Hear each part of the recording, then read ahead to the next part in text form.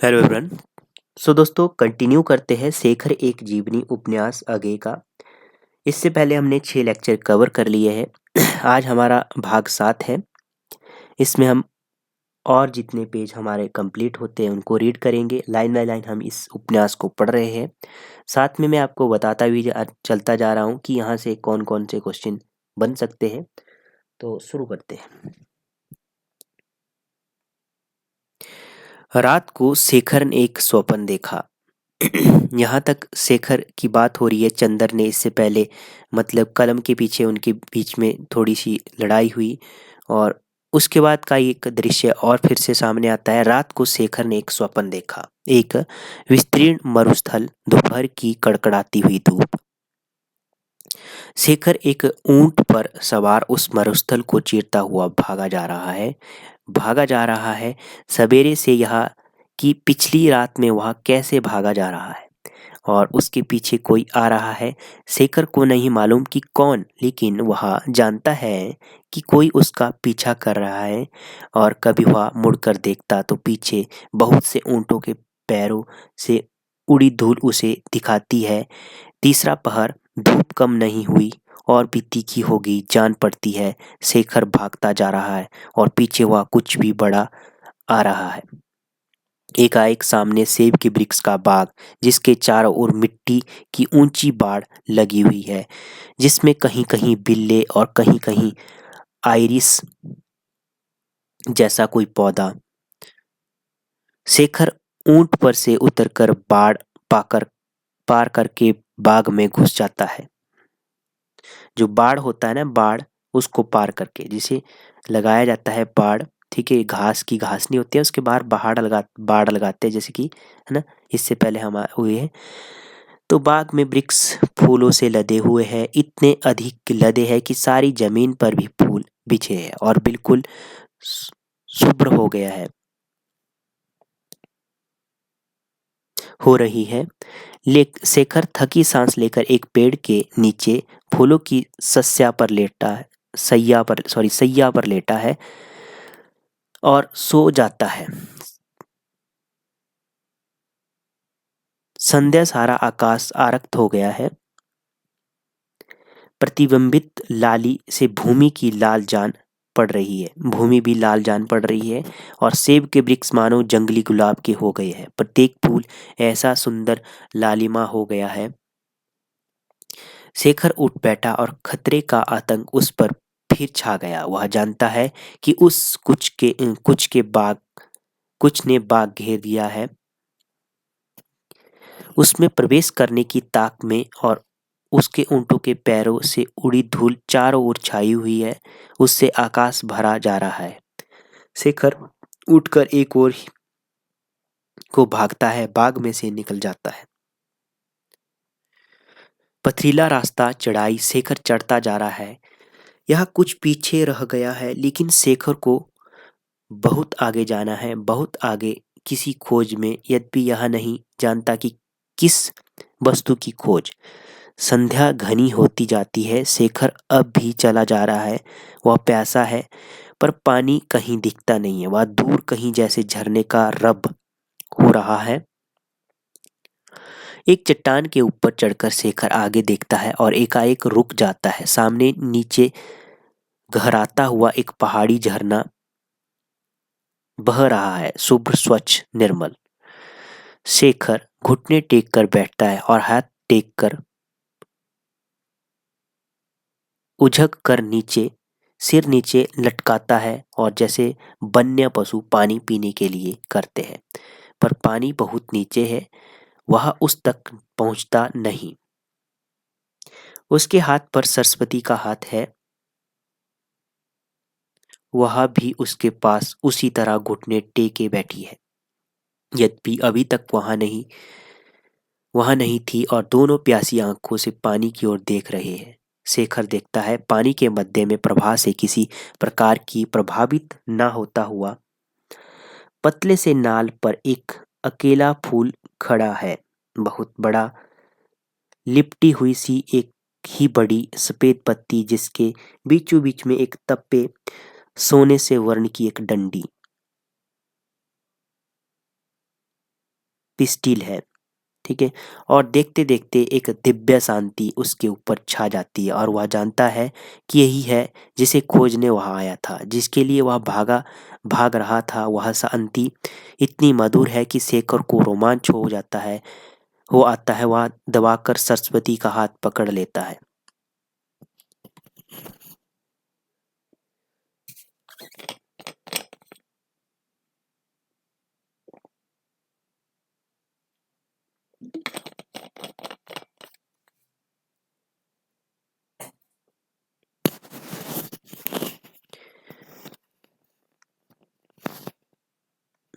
वह जाग पड़ा। स्वप्न इतना सजीव, इतना यथार्थ था कि जैक शेखर ने हाथ बढ़ाया कि सरस्वती का हाथ पकड़े, वह उसने नहीं पाया।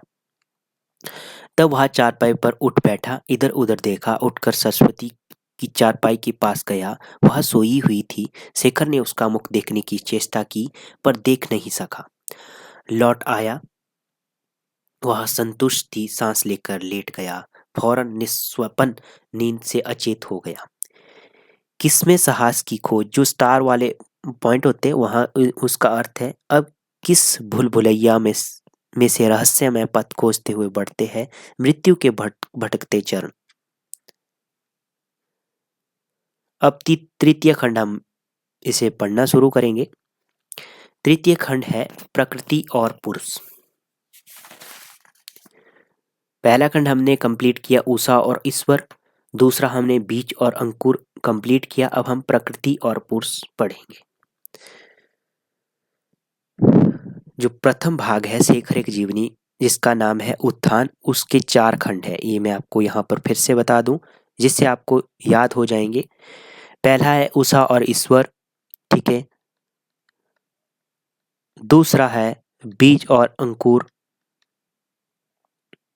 दूसरा क्या है? बीज और अंकुर।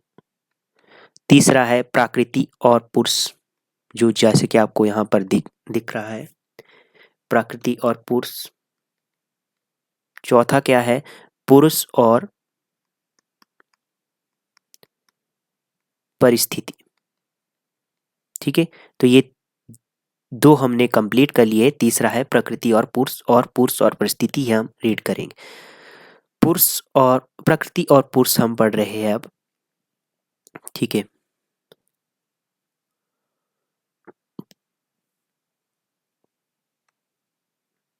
शेखर था और सरस्वती थी और कहीं कोई नहीं था। जिसे हम संसार कहते हैं उसका अस्तित्व मिट गया था। होने को बहुत कुछ था। वह अवर्णीय वातावरण था जो तब उत्पन्न होता था जब शेखर सरस्वती को अकेला पाकर उससे निर्वाद बातचीत करने लगता था। वह आनंद था जो बात का उत्तर ना पाकर भी केवल यही जानने में था कि सरस्वती ने उसकी बात सुन ली है। वह विस्मय था कि सरस्वती के पास क्या इतना कुछ सोचने को है जो वह शेखर को नहीं कह सकती, जबकि वह शेखर को ऐसी बातें कहती है जो और किसी के आगे नहीं कहती। वह झिझक थी जो तब भभक उठती है जब वह सरस्वती से कुछ कहना चाहता है और पाता था कि वह रसोई में कुछ काम में लगी है, या छोटी बहन के जिसका नाम कमला रखा गया था। अब छोटी बहन का नाम क्या रखा गया था? कमला। ये भी आपने ध्यान में रखना है। ठीक है।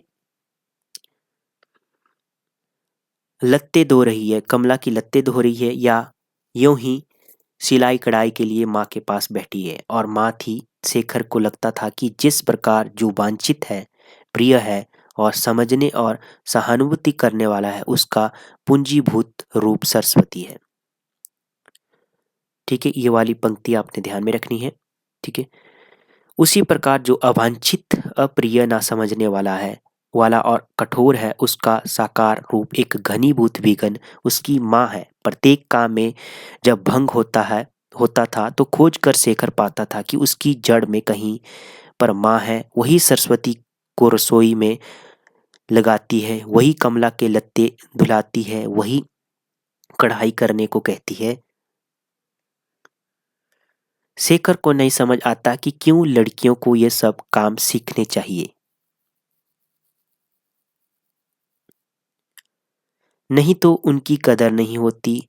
और जब सरस्वती शेखर के पास होती है तब वही वही उसे बुला लेता है, शेखर के जानबूझकर, क्योंकि वह कई बार शेखर को चिड़चिड़े स्वर में कहती है, क्या हर समय सरस्वती की बगल में छिपा रहता है? भाइयों के साथ बैठा तो भाइयों के साथ बैठा तो मतलब भाइयों के साथ बैठा कर। पिता भी शिकायत के स्वर में कहते हैं, यह कोई आदमी है? इसे तो लड़की बनना है, सुत्थन पहनकर बैठा करे। भाई भी चिढ़ाते हैं, बहन जी की दुम, बहन जी की दुम। लेकिन सरस्वती ने कभी उससे कुछ नहीं कहा। वह भाई चिढ़ाते हैं तब वह मुस्कुरा भी देती है। कभी कभी शेखर से कहती है, देख तुझे सब चिढ़ाते हैं। तब शेखर के प्राण मुंह को आ जाते हैं कि कहीं बहन भी उसका मजाक करते हुए हंस ना दे, कहीं उसका संकेत पर भी ना कर दे, नहीं तो। और हाँ, थी सरस्वती के प्रति शेखर की व्यापक कृतज्ञता। शेखर नास्तिक है और मूर्ति पूजक, और सरस्वती ही वह उपास्य मूर्ति है। उपासना जब हद तक पहुंचती है तब उपासक ठीक उतना ही मानवीय होता है जितना कि उपासक, बल्कि उपासक के लिए तो वह उसी का एक प्रोजेक्शन मात्र रह जाता है। तो ये पंक्ति काफ़ी महत्वपूर्ण बन जाती है। इसमें काफ़ी कुछ कहा है, तो ये आपके किसी भी परीक्षा में पूछी जा सकती है। बल्कि ये हमने कर लिया, जो उसके भीतर ना होकर बिल्कुल घटनावश उसके सामने हो गया, और इस सामने होने में जाने कैसे अदृश्य हो गया, जैसे शीशे में अपना प्रतिबिंब, पर साथ ही विस्तीर्ण और आबाद भी हो गया। वैसा ही वैसी ही थी सरस्वती। शेखर को कभी लगता ही नहीं था कि वह भिन्न है या उसकी अनुभूतियां भिन्न है। उसे भूख लगती, वह कहता, बहन रोटी खाओगी? और जब वह सोने लग जाता तो कहता, बहन तुम्हें नींद लगी है? पर सरस्वती की ओर से वह ऐक्य सम, समीक्षण इतना आत्यंतिक नहीं रहा था। वह आजकल जाने क्यों चिंतित सी रहती थी।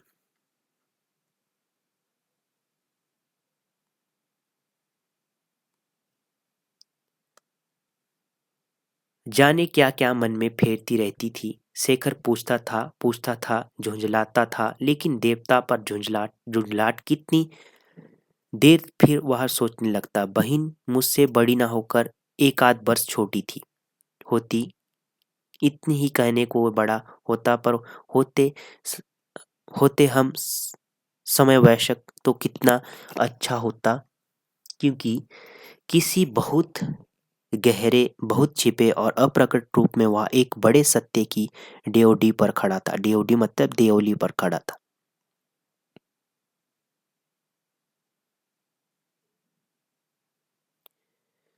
कि आदमी बनते हैं वे अपने को प्यार करने वाली, अपने से छोटी किसी स्त्री के लिए बनते हैं जो उनमें आस्था रखती है, जिस आस्था के योग्य होने की चेष्टा में वो जान लड़ा देती है। मान्यता होती है, अपना स्थान रखती है, लेकिन बनाती वे बहनें या बहनों के बराबर, और कन्याएं जो बहनों के बराबर होने में बहनों से बढ़कर होती है। माँ जन्म देती है, परवरिश देती है, पिता बुद्धि देते हैं, लेकिन व्यक्तित्व अपने ही को सहने की सामर्थ्य वहाँ से नहीं मिलती। कभी शेखर बहन से कहना चाहता है, बहन मुझे फुर्ती उतनी नहीं चाहिए, मुझे मूर्ति पूजक चाहिए। मुझे कोई ऐसा उतना नहीं चाहिए जिसकी ओर मैं देखूं, मुझे वह चाहिए जो मेरी ओर देखे। यह नहीं कि मुझे आदर्श पुरुष नहीं चाहिए, पर उन्हें मैं स्वयं बना सकता हूँ। मुझे चाहिए आदर्श का उपासक, क्योंकि वह मैं नहीं बना सकता। इसका जो खंड का नाम ही प्रकृति पुरुष है, तो पुरुष और प्रकृति के बीच में एक वार्तालाप हो रहा है। जैसे कि आप देख रहे हैं, इस खंड का नाम ही इसी तरह से रखा गया है। अपने लिए ईश्वर रचना मेरे बस में है, लेकिन मेरी ईश्वरता का पुजारी वह नहीं है। पर ये विचार उसके मन में स्पष्ट न होते वह स्वयं उन्हें ना समझता और जीवन चलता जाता। जो आस्तिक है उसके लिए ईश्वर कहाँ नहीं है, और ईश्वर बिना जीवन की कल्पना उसके लिए कब संभव है। लेकिन ईश्वर का घर जो आकाश है उसके आगे भी बादल जाते हैं। शेखर के पिता दौर पर गए थे। एक दिन शेखर ने उनकी डाक पर पते ठीक पाते हुए एक कार्ड पढ़ा और पढ़कर सन्न रह गया। सरस्वती की शादी की बात। शादी के बाद रमा अपने पति के घर चली गई। अब रमा नाम की एक पात्रा आ गई, ये भी आपने ध्यान में रखनी है। ठीक है। जाने कौन से कब के पढ़े किसी किस्से का यह वाक्य शेखर के सामने नाचने लगा। उसे लगा उसमें एक कठोर निर्णय है। शादी के बाद अपने पति के घर चली गई, बस चली गई, जीवन समाप्त हो गया। हरेक को ऐसे ही जाना है। और उस किस्से में यह ऐसे लिखा था जैसे बिल्कुल मामूली बात हो, बस चली गई और क्या। शेखर ने फटकी और घर के बाहर चला गया। उन दिनों शेखर के पिता की बदली दक्षिण में हो गई। पश्चिमी घाट के पहाड़ों में ही वह रहते थे। वहाँ की पहाड़ियों में शेखर भटका किया। शादी के बाद रमा अपने पति के घर चली गई। इस वाक्य को शेखर बार बार मन में फेरने लगा और सोचने लगा, मुझे क्या है इस वाक्य से। उसने एक पेड़ की ओर देखा। पेड़ ने मानो कहा, रमा अपने पति के घर चली गई है। शेखर ने एक दूसरे पेड़ की ओर देखा। उसने मानो मुस्कुराकर कर यही वाक्य दोहराया। इसी प्रकार तीसरा पेड़, चौथा पेड़ और अधिकाधिक ढिठाई से यही कह रहे थे। तब एक ने धीरे से कुछ हिचकिचाते हुए कहा, रमा तुम भूल तो नहीं करते। रमा तुम भूल तो नहीं करते, हाँ। और तब सबने स्वर मिलाकर कहा, सरस्वती अपने पति के घर चली गई है। सरस्वती सरस्वती। अब रमा की जगह सरस्वती आ गई। ठीक है। शेखर आखेट के मृग की तरह इधर उधर कहीं पनाह की खोज में भागने लगा। शाम हो गई, लेकिन पीछे लगे हुए उस शिकारी ने पीछा नहीं छोड़ा। लेकिन छोड़ा नहीं छोड़ा। अंधेरा होने लगा। तब शिकार शिकार को लगा दूर एक स्थान दिखता है जहां शायद वहां छिप सकता है। ठीक पाता नहीं, शायद वहां घर की ओर भागा।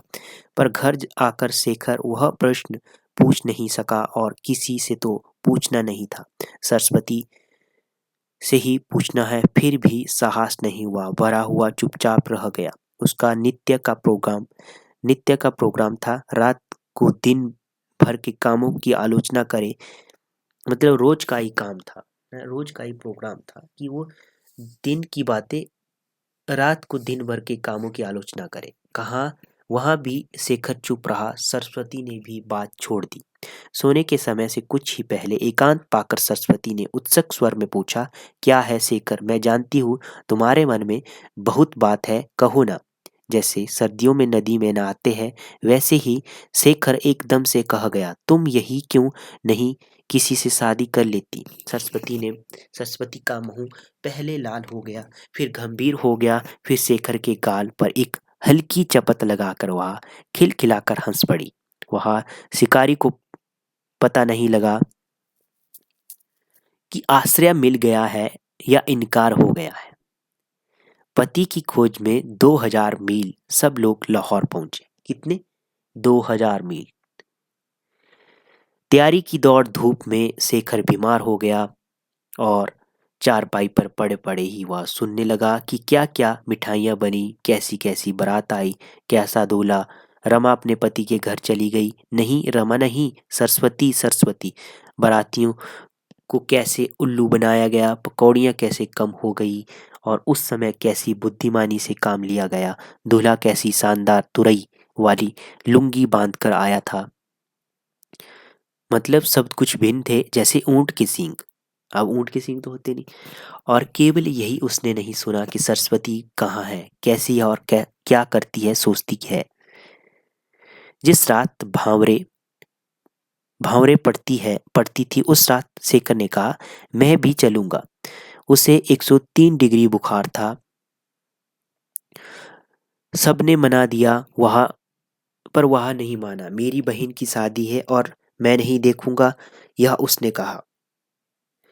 इसके नीचे इतना गहरा अर्थ था, यह औरों ने नहीं समझा, पर हार उन्हें माननी पड़ी।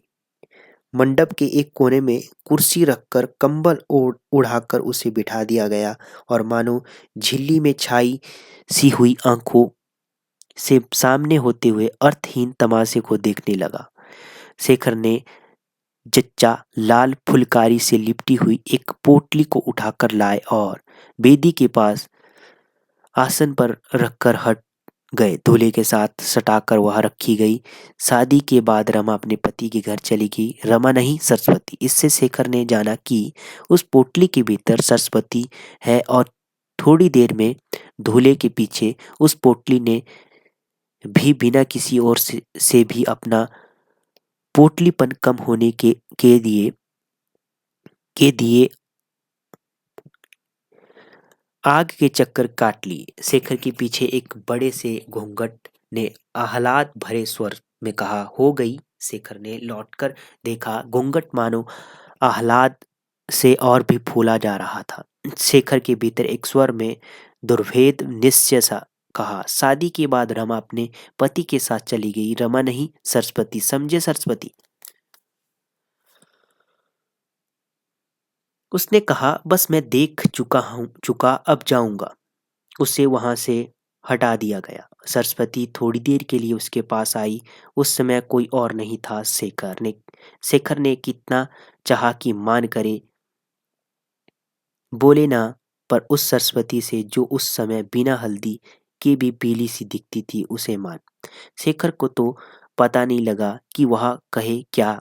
मानो पैतरा करते हुए उसने कहा, बहन तो तुम्हारी शादी हो गई। सरस्वती ने ऐसी पीड़ित दृष्टि से उसकी ओर देखा, फिर बोली, कैसी तबीयत है। शेखर ने मुंह फेरकर घुटते गले से निकाला, सर्स ने उसके माथे पर हाथ रखा और उसे धीरे धीरे नीचे ले जाते हुए शेखर की आंखें बंद कर दी। यद्यपि शेखर का मुंह फेरा हुआ था, अब आंखें बंद करते हुए उसके आंसू भी छू लिए। शेखर ने मानो पलकों से हाथ को पकड़ने की चेष्टा करते हुए कहा, मुझे कुछ नहीं है, फिर थोड़ी देर बाद तुम चली जाओगी, तब भी कुछ नहीं होगा। सरस्वती ने कहा, तुम्हारा हाथ कहाँ है। शेखर ने अपने दोनों हाथों से बड़े जोर से उसका हाथ पकड़कर अपनी आंखों पर दबा दिया। तब धीरे से हाथ छुड़ाकर वह चली गई। उसी रात शेखर की निमोनिया हो गया। शेखर को उसी रात निमोनिया हो गया। कहते हैं, शादी साद के अर्थ आनंदित है। महीने भर बाद जिस दिन शेखर चारपाई से उठने लायक हुआ, उस दिन सब लोग दक्षिण लौट गए। सब लोग, और शादी के बाद रमा अपने पति के घर चली गई, रमा नहीं सरस्वती, और सब लौट आई। महीने भर बाद शेखर के दोनों भाई कॉलेज में दाखिले होने चले गए। फिर रह गया माँ बाप, शेखर, रविचंद्र, कमला, जो शादी के बाद अपने पति के घर चली गई थी। उसे उस सरस्वती की याद। जब शेखर के भाई वहां थे, तब वे हर तीसरे दिन सरस्वती की को पत्र लिखते थे। सरस्वती के भी पत्र उन्हें आते थे।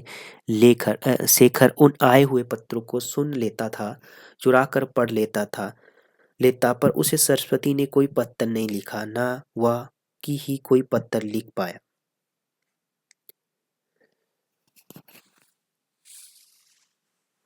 पर जब वे भी कॉलेज चले गए, तब शेखर को उस बहिन का समाचार पाने का कोई रास्ता ना रहा। वह कभी आशा किया करता था कि सरस्वती अब स्वयं उसे पत्र लिखेगी, लेकिन भीतर कहीं उसका अंतरतम जानता था, जैसे वह नहीं लिखता, वैसे वह भी नहीं लिखेगी।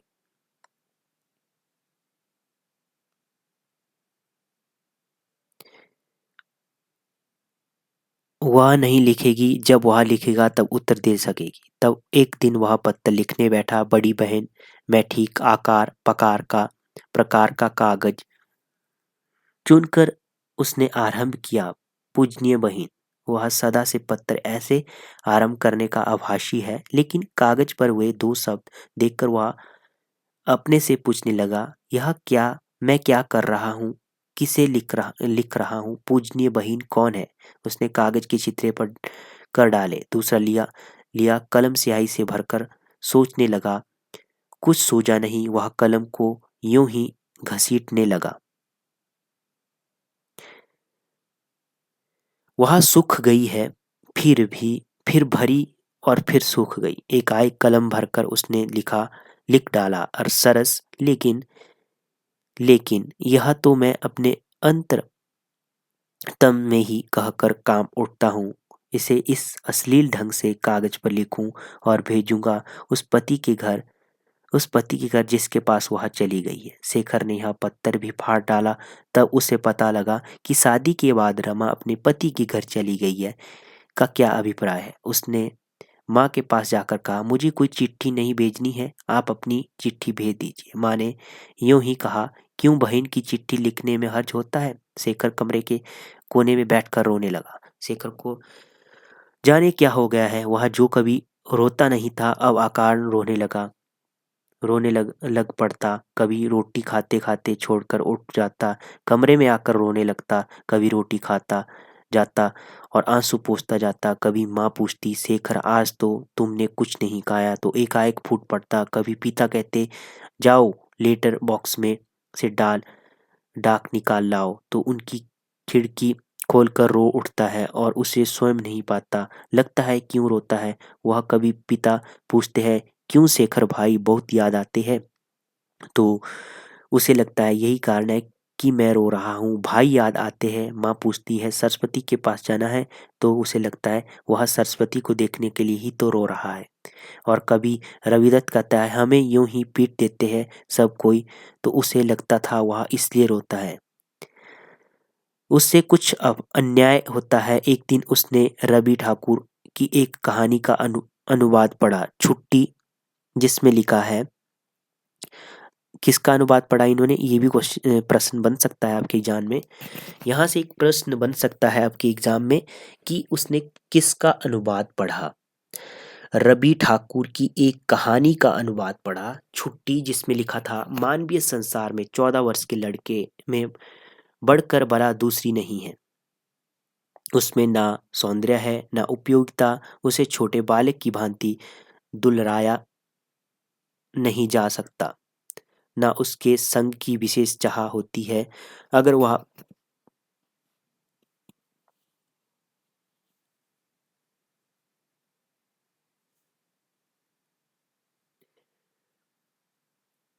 अगर बड़ों किसी अगर वह बच्चों के बालकोचित तोतले ढंग से बात करे तो उसे दुधमुहा कहा जाता है। अगर बड़ों किसी पक्की बात करे तो अद्भुत समझा जाता है।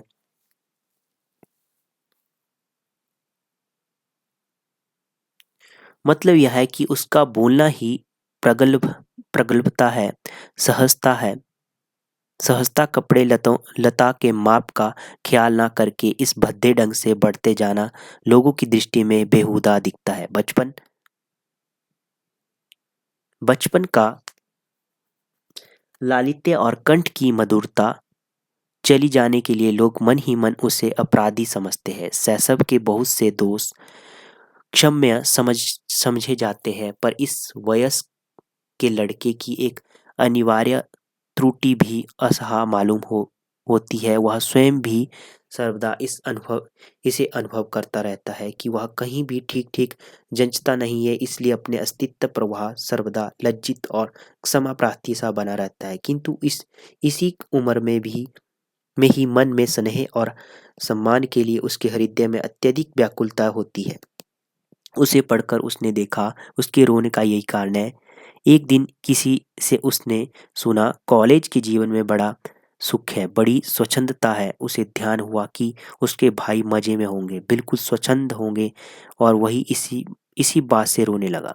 लेकिन जहाँ वह यह निश्चय नहीं कर पाया कि वह रोता क्यों है, वहाँ उसकी यह भावना धीरे धीरे बढ़ने लगी कि संसार में अन्याय ही अन्याय है, और यह अन्याय विशेष उस पर किया जाने के लिए मानो संसार का पहिया उसी को दोहरा मानकर उसके पास घूम रहा है। जो कुछ है केवल इसलिए है कि शेखर है, और साथ ही साथ उसकी असहिष्णुता बढ़ने लगी। वह जनने लगा उस अन्याय के विरुद्ध। एक दिन अकारण ही उसने देखा, अब वह और नहीं सह सकता।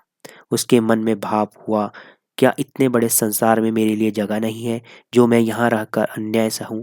और वह एक ओवरकोट, एक बिस्कुट का पैकेट, एक डबल रोटी लेकर घर से निकल पड़ा। पहले की तरह जैसे जंगल में जाता था ना, उसी तरह से निकला पड़ा। निकल खड़ा हुआ। कहाँ के लिए उसने स्वयं नहीं जाना। उसे जानना इतना ही मालूम था कि वह कहीं को नहीं, कहीं से जाना चाहता है, कहीं से जिसे वह सदा के लिए पीछे छोड़ आया है। दिन भर चलकर वह थक कर सो गया। दूसरे दिन वह एक जलप्रपात के नीचे पहुंचा। दिन भर उसी को देखा किया, लेकिन सौंदर्य खाया नहीं जा सकता और डबल रोटी खत्म हो गई। शेखर जलप्रपात को देखा किया। पहले उसके प्रति आदर था, आकर्षण था, फिर उसमें एक स्वरता, परिवर्तनहीनता, इसलिए अक्षमता दिखने लगी। फिर शेखर को हुई एक गलानी, एक क्षोभ, और वह लौट पड़ा। एक रात कहीं राह में काट कर दूसरे दिन सवेरे घर पहुंच गया। उसने घर के जीवन को स्वीकार नहीं किया, लेकिन उसके प्रति एक नए आदर और विस्मय का भाव उसके मन में हुआ। उसके पिता ने उसके सामने और उसे चुपचाप स्वीकार कर लिया। उसे पूछा नहीं कि वह कहाँ गया था और क्यों गया था। अपनी ही अशांत चिंतता अस्थिरता शेखर के लिए असह्य होने लगी थी। उसे लगने लगा वह कुछ चाहता है, लेकिन क्या चाहता है यह नहीं जान पाया, और इसी को जानने के लिए वह अनेक प्रकार की चेष्टाएं करने लगा।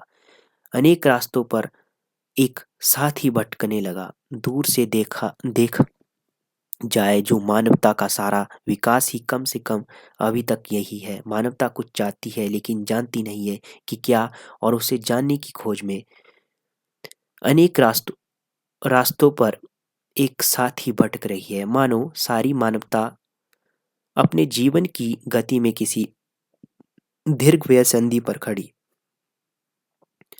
और अपने में उलझ रही है। उसका यौवन, उसके कृतित्व के दिन अभी आगे है।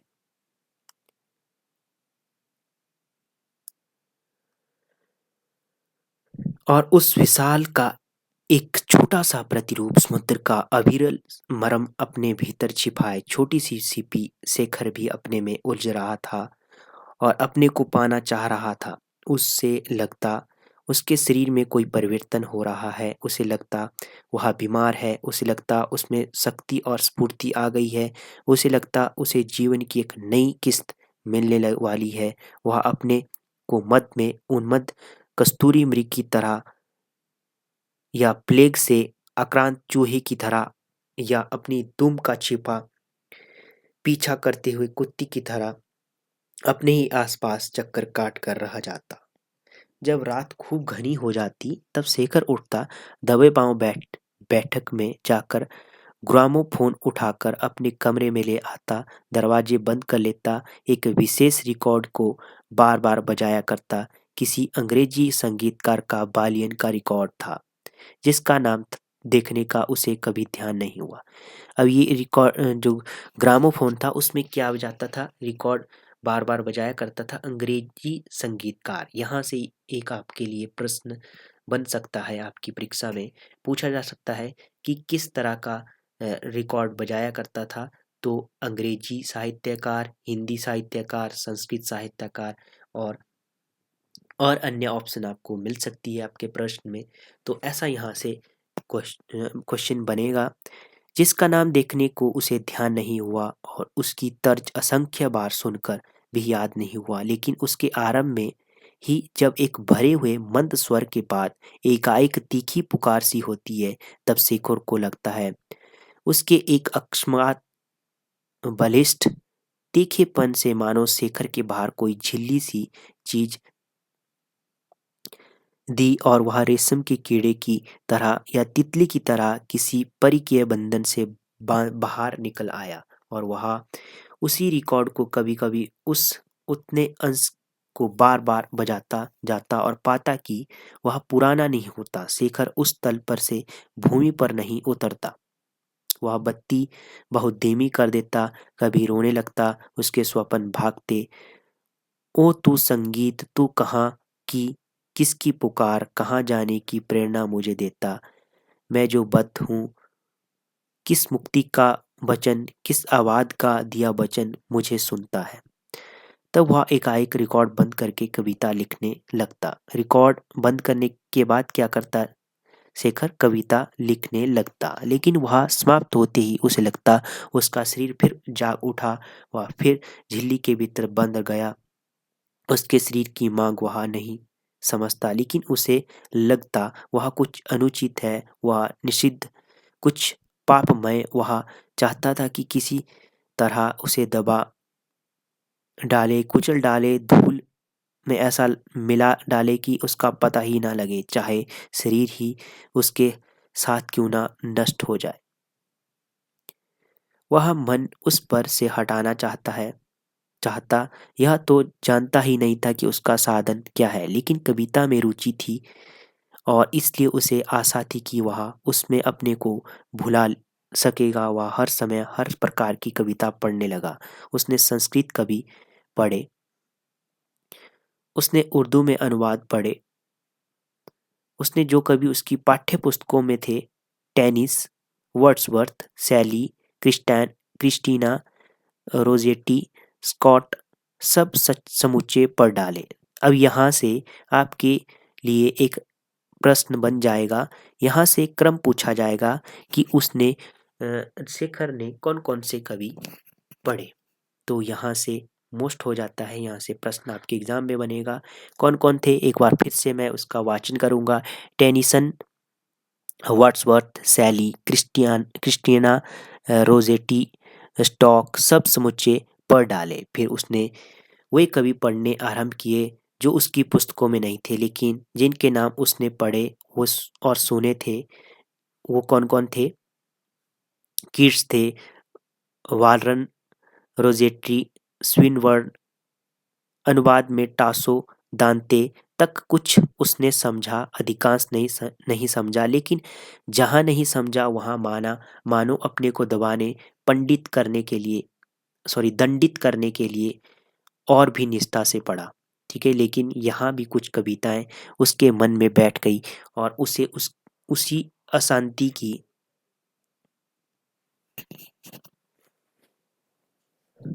ओर खींचने लगी। टेनिसन की लेडी ऑफ सैलाट में क्वीन और इनोनी की मृत्यु की ये पंक्तियां। लेडी ऑफ स्लॉट किसकी पुस्तक थी? टेनिसन की। ये भी आपने ध्यान में रखना है, देखन, ठीक है। और ये पंक्तियां आपने इतनी मोस्ट नहीं है,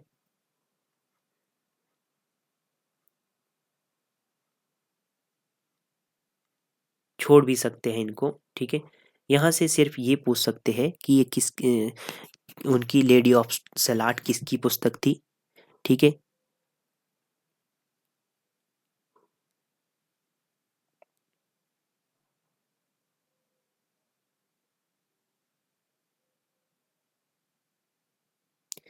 इन्हें पढ़कर उसका शरीर तन उठता, उसकी बाहें कांपने लगती, उसका सिर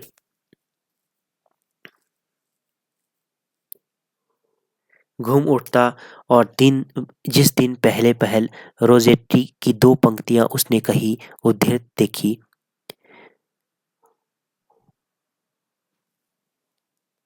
ठीक है, ये इनकी पंक्तियां हैं, ये भी आपने इन्हें पढ़ लेना, वैसे आएगी नहीं आपकी परीक्षा में। उस दिन उसे लगा उसके भीतर एकाएक बल का इतना अशांत स्रोत उमड़ आया जिसे उसे रोमांच हो गया। वह बेबस बाहर निकला। कुछ ना पाकर उसने कुल्हाड़ी उठाई और रसोई के पीछे जाकर कितनी ही लकड़ियों की चेलियां बना डाली। तब आकर वह फिर लेडी नॉर्टन की एक कविता पढ़ने लगा। किसकी? Lady Norton. I do not love these थी। और उसे लगा कुछ और वह कुछ शांति पा रहा है। कुछ कविताएं ऐसी भी है जिन्हें पढ़कर उन्हें ना समझने पर भी उसे शांति मिलती थी, यद्यपि वह बहुधा एक व्यतीत और अस्थिर सी शांति होती थी। रोजेटी की ब्लेस्ड डोमेल्स, ये पंक्तियां हैं। रोजेटी की कौन सी पुस्तक थी? ब्लेस्ड डेमोल्स। ठीक है, ये पंक्तियां आपने ध्यान में रखनी है, पूछी जा सकते, वैसे पूछ नहीं सकते, सिंपल क्वेश्चन आएगा कि ये किसकी पुस्तक है। ठीक है, या भी यहाँ प्रेमी अपनी अंत्यनगनता अंत्यज्ञता प्रेयसी के केसों का स्पर्श अनुभव करता है और एकाएक जानता है, nothing is the Autham false of love lips. और स्विनबर्न की कुछ कविताएं जिन्हें पढ़ते हुए वह सहसा जोर से पढ़ने लगता था, उसके शब्दों में ही ऐसी बाध्य करने वाली लय। और हाँ, कालिदास का अजविलाप जो उसे अब याद आया, सरस्वती भी कई बार गाया करती थी। सगनिया यदि जीवितापहा हृदय की किहि निहिता न हंति मांसु। ये किसकी पंक्तियां थी? ये भी आपने ध्यान में रखना है, कालिदास की। और सरस्वती गाया करती थी। और मानो एकाएक उसका सारा व्यक्तित्व ही मृत्यु मांग उठता है और दोहराता है कि किम न अस्ति माम। इस प्रकार शेखर अपने ही प्रभाव में बहा जा रहा था, लेकिन बीच बीच में ऐसे भी क्षण आते जब सब कुछ उसके लिए जैसे बहुत स्पष्ट, बहुत सीधा हुआ परिचित हो उठता था, वैसे जैसे एक क्षण का चित्तर रोजेट्टी ने भी अपनी एक कविता में खींचा है, आकस्मिक आलोक। और तब इस अत्यधिक प्रकटता से ही उसे दुख होता। एक दिन रोजेट्टी पढ़ते पढ़ते उसने किताब बंद कर दी और आंखें भी बंद करके गुनगुनाने लगा।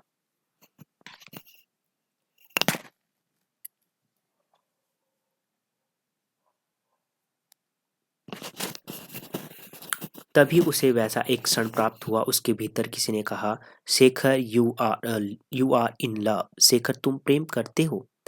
और फिर समुच्चय शरीर ने तन कर कहा, हाँ हाँ हाँ, प्रेम करता हूँ, लेकिन उस किससे? कुछ ही दिन बाद उसने कहीं एक कविता पढ़ी, I let there is and I am that poor groom that is fallen in love and now not with home. उसे क्रोध हो आया कि मेरी यह जो अभूतपूर्व दशा थी, यह क्यों और किसी की भी हो चुकी है। तब शेखर ने कहा, नहीं, मैं प्रेम नहीं करता, नहीं करूंगा। और क्योंकि कविता उसे हर समय उसकी याद दिलाती थी, इसलिए उसने कविता पढ़ना भी छोड़ दिया। अब उसने गहन से गहन विषयों की पुस्तकें निकाल कर पढ़नी शुरू की। सबसे पहले नीत्शे का थस स्पेक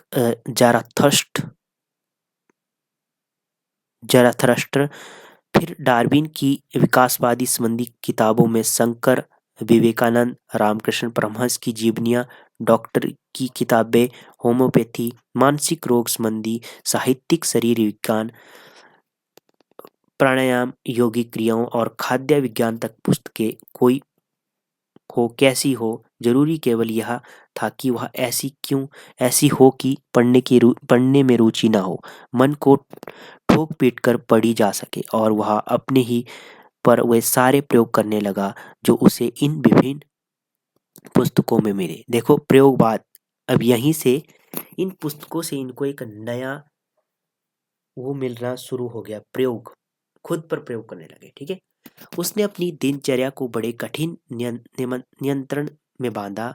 प्रातः 5 बजे उठना और ठंडे पानी में नहाकर, जबकि वहां पर गर्मी में भी कोई ठंडा पानी नहीं सहता था और स्वयं शेखर को उसका बिल्कुल आभास नहीं था। तौलिए से बदन रगड़ना, 5:30 बजे खिड़की के बाहर कूदकर घूमने जाना, किवाड़ खोलने पर पिता जाग जाते और शेखर अपना पता किसी को देना नहीं चाहता था। उसे डर था कि पिता फौरन उसके प्रोग्राम में दखल देंगे और ठंडे पानी का स्नान तो अवश्य में बंद कर देंगे, जिस पर शेखर का खास जोर इसलिए था कि वह सबसे अप्रिय काम है उसकी दिनचर्या है में सब सवेरे नाश्ता नहीं करना, 10 बजे भोजन, यदि 10 बजे के 5 मिनट तक ना मिल पाए तो अपोषण, फिर चाहे माँ कुछ भी कहे। इसी प्रकार सारा दिन नियम के बाहर कोई वस्तु नहीं खानी, पानी पीने के लिए के भी समय नियत थे। किसी से बोलना नहीं, ताश नहीं खेलना, ऐसा फिजूल कोई खेल नहीं खेलना। गरज यह कि चर्या के बाहर भी कोई बात नहीं हो सकती और चर्या ब्रिटिश शासन की तरह मनोनीति अर्थ की अनुमति भी नहीं देती थी। उसमें परिवर्तन के लिए स्थान था तो एक की जिस काम में बहुत अनिच्छा हो उसे 2 बार किया जाए। प्रायः शेखर 2 बार नहाना पड़ जाता है था, जिसका तरीका यह था कि पहली बार नहाकर बदन सुखार कर कपड़े पहन ले और गर्म होते ही उन्हें उतार फिर नहाए। कभी रोटी में देर हो जाती तो वह नहीं खाता, माँ आग्रह करती तो भी नहीं सुनता। सुनना मोह था और तब वह समझ लेती थी मुझे ही पर क्रोध है और वह भी न खाती।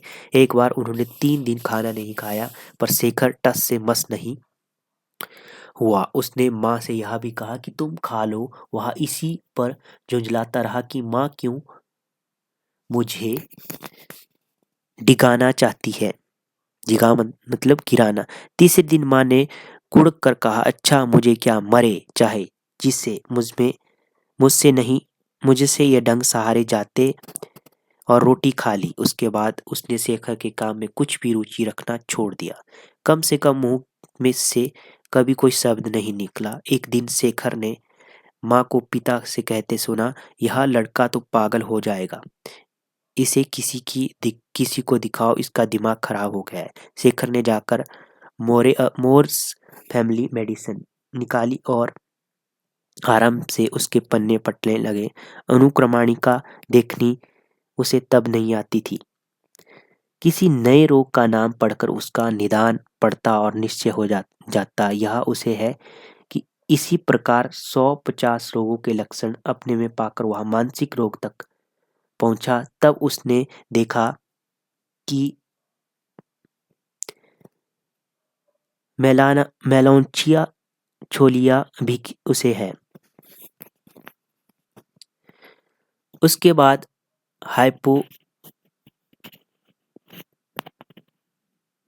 कॉन्ड्रिया पर पहुंचा और उसके लक्षण पढ़ते उसने पढ़ा, इस रोग का रोगी प्रायः डॉक्टरी की किताबें पढ़ता है। हाइपोचोंड्रिया पर पहुंचा और लक्षण पढ़ते उसने पढ़ा, इस रोग का रोगी प्रायः डॉक्टरी की किताबें पढ़ता है और उसे वहम रहता है कि प्रत्येक रोग उसे हुआ है। शेखर ने कहा, अरे यही तो मुझे है। उसने किताब बंद कर दी। तब एकाएक उसके सब रोग दूर हो गए। वह ठठाकर हंस पड़ा।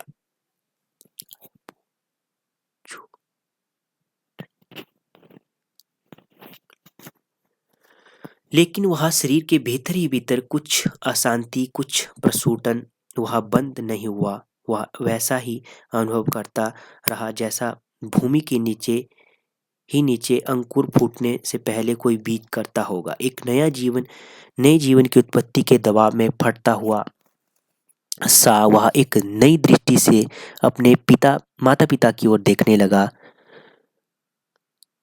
उसके सारे उत्तरहीन प्रश्न, जिन्हें उसने किसी तरह दबा रखा था और निरंतर दबाने की चेष्टा करता जाता था, दुगने दबाव से, दुगनी शक्ति से उसे स्ताने में एक पाशविक हिंसा सुख पाते हुए लौट कर आने लगी और उसके कुछ एक प्रश्नों के अधूरे उत्तर उसे नौकरों से या पिता के चपरासियों से या चुराकर पड़ी हुई पुस्तकों से मिले। उसकी उग्रता की ओर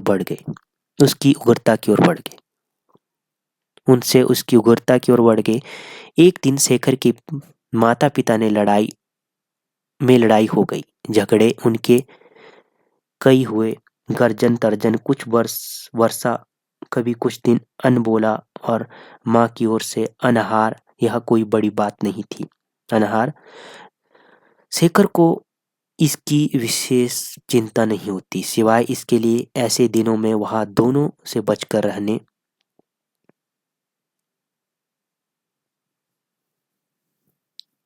की।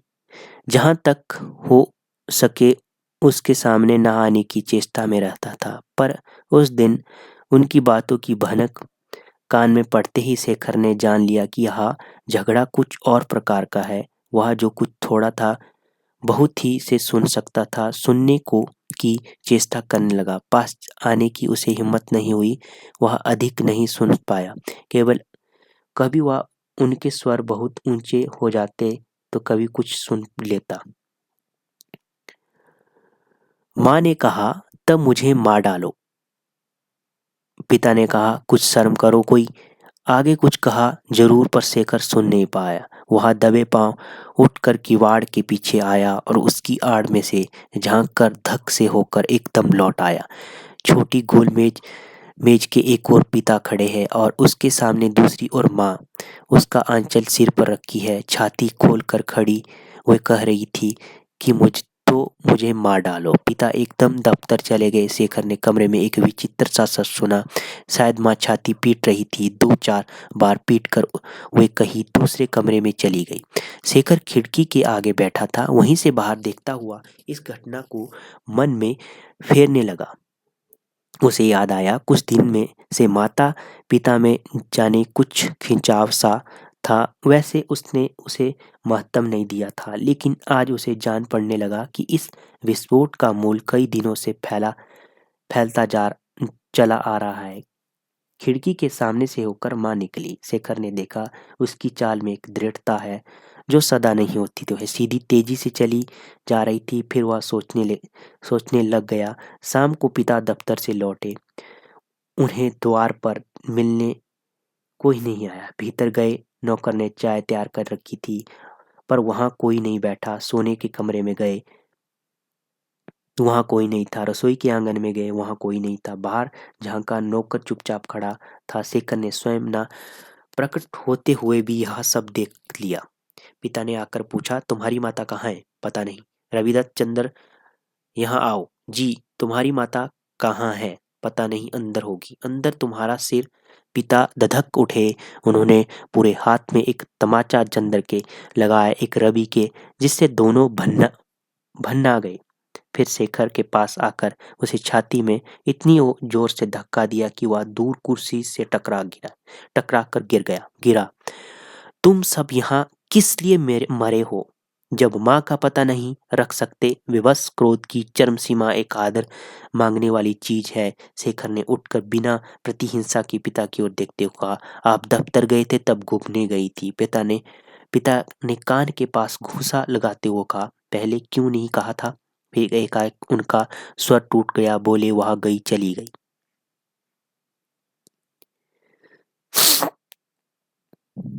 ये शब्द मानो उन्हें और भी जड़ित करने लगे। उन्होंने कहा, कई जरा सी बात पर यूं ही लड़कर चली गई। ऐसा जान पड़ने लगा मानो वे हिलना चाहते हैं और हिल नहीं सकते। तीर से आहत उठने में विवश हिरन की तरह वे शेखर की ओर देखने लगे और बोले, शेखर, तुम्हारी माँ चली गई।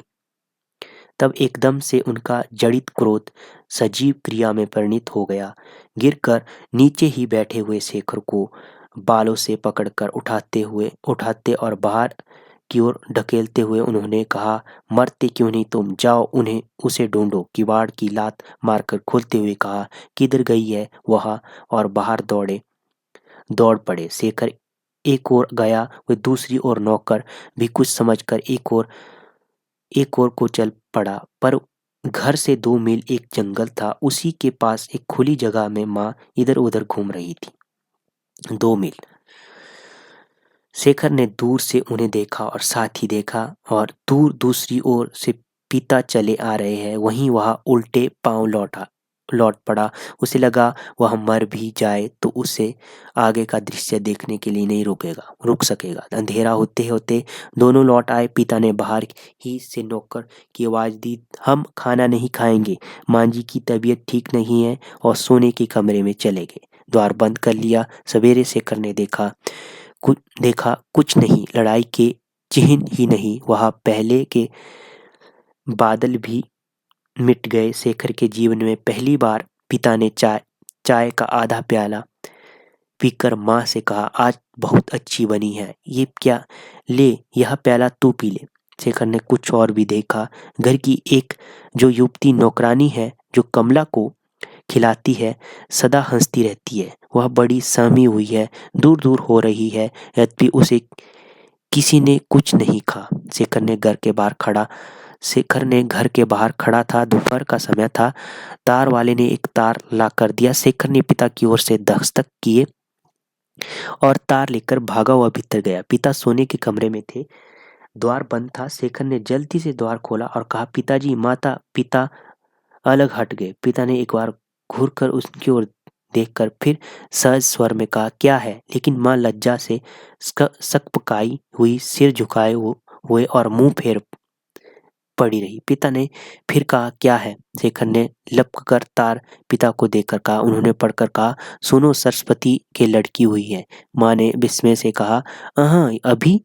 पिता ने कहा, हाँ। पिता ने कहा, शेखर तुम जाओ। शेखर धधकते हुए हृदय से बाहर चला गया, पीछे द्वार बंद करता हुआ, ताकि उसकी आड़ में खड़ा होकर सुन सके।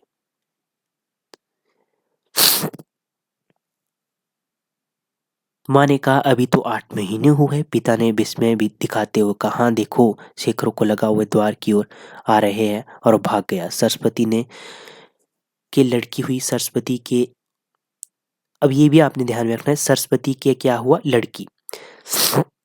और शादी के बाद रमा अपने पति के घर चली गई। शेखर सोचने लगा, तब सरस्वती के शरीर में भी लड़की छिपी हुई थी। और उस दिन सरस्वती ने कहा, मुझे नहीं पता, आज होती तो। शेखर पूछता, आज तो उसे पता है कि अगर उस दिन नहीं भी था, पर क्या वह बताती?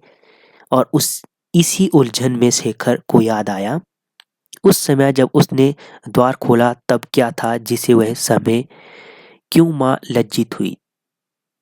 था कुछ नहीं। उसने देखा था, पिता की बाहें माँ को घेरे हुई थी। पिता कुछ कह रहे थे। वह शेखर जानता है कि कभी स्वयं उसकी बाहें मानो किसी को घेर लेने को, दबा डालने को फड़क उठती है, और इसकी कल्पना में उसे सुख होता है, अभिमान होता है, अपने प्रति आदर होता है। तब वह डर, वह लज्जा क्यों क्यों? बाहें बाहें, सामर्थ्य सामर्थ्य, क्या था वह? था जो छिपा रहा था, जो शेखर ने नहीं देखा, जो लज्जास्पद है। अभी ये प्रश्न गूंज ही रहे थे कि सरस्वती का पत्र आया।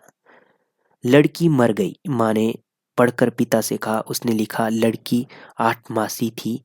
फिर क्यों ऐसे भाव से कि यही होना था? उन्होंने कहा था कि हाँ हाँ हाँ, वहाँ 4 दिन और 6 घंटे ही होकर लड़की मर गई। और माँ कहती, सरस्वती ने लिखा है कि लड़की 8 मास की थी, या और नया रहस्य क्या है? शेखर ने मौका पाकर रसोई रसोइये से पूछा, 8 मास बच्चा कैसा होता है? जो 8 मास का बाद बच्चा जो 8 मास बाद पैदा हो जाए, क्या मतलब? किससे 8 मास बाद? बच्चा 9 महीने माँ के पेट में रहता है ना, इसे गांठ में बांधते हुए शेखर ने पूछा।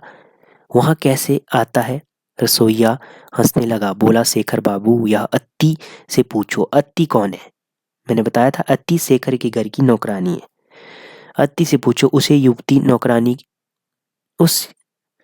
नौकरानी की ओर इशारा करके और जोर से हंसने लगा। शेखर उससे कुछ शर्माता था। उसके पास भी गए। वह शेखर की भाषा नहीं जानती थी। शेखर किसी तरह उसकी भाषा में इतना ही कह पाया, बच्चा किस तरह? अत्ती हंसने लगी। उसे शेखर का प्रश्न नहीं समझ आया। उसने शेखर की नकल लगाते हुए कहा, बच्चा किस तरह? और फिर दोनों हाथ घुमाकर जताया कि मैं नहीं समझी। शेखर किसी तरह प्रश्न समझाने की चेष्टा ही में था कि माँ ने आकर पूछा, तू यहाँ क्या कर रहा है? शेखर सकपका गया। अत्ती अपने काम में लग गई। माँ ने और भी संदिग्ध स्वर में कहा, क्या कर रहा है तू अत्ती के पास क्यों री अत्ती, क्या कहता है यह? अत्ती ने सिर झुकाते हुए कहा, मुझे तो पता नहीं। शेखर चला गया।